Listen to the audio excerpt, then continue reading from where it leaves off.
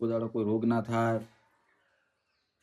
આ વર્ષમાં 1, 2, 3 વખત ખાવાનું આવે પણ ખાઈ જ લેવાનું.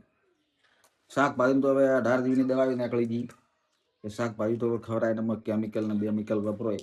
ઘરે વાળી ખતર બરોબર અને વેસાતી તો એકલી દવા ની આવે.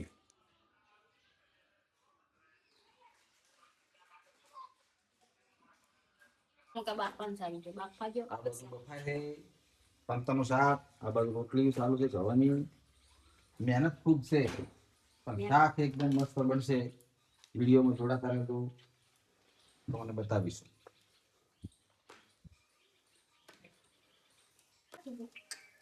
આ રીતની પંત બફાય છે. જો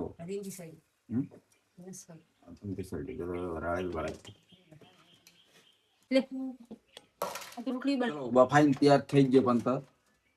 હવે જ્યાં જ્યાં કાપવાના છે કાપીને પછી વધારવાના છે.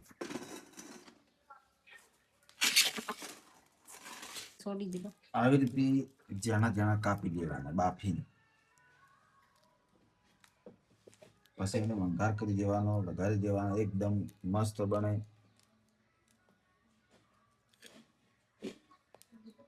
ચલો શીખવતા માપ નહીં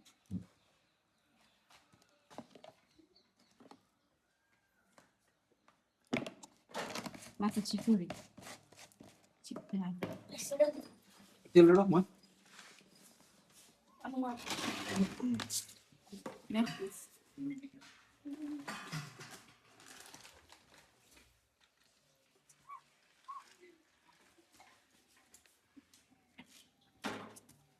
કેટલું કોમ કરવાનું એટલું માપનું તેલ રેડવાનું.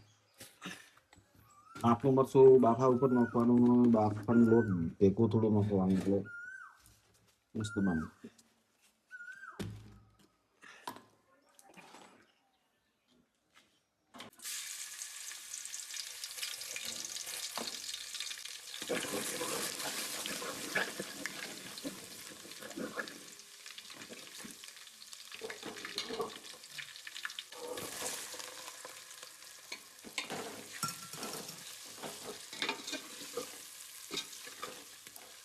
કોને કોને આર્યું શાક કાઢેલું તો ખબર હોય છે તો કોમેન્ટ કરજો.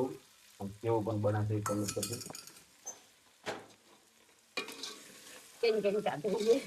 જેને કાઢેલું હોય ના કાઢેલું હોય ખાવા આવી જાવ.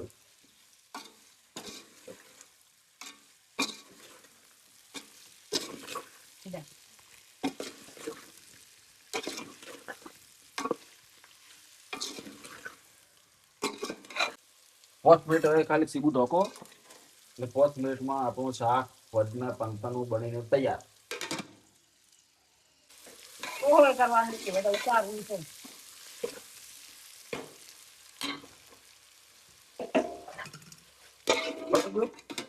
ચલો ઉતારો. ચલો વાટકામ કાઢો. હા બસ બસ બસ બસ.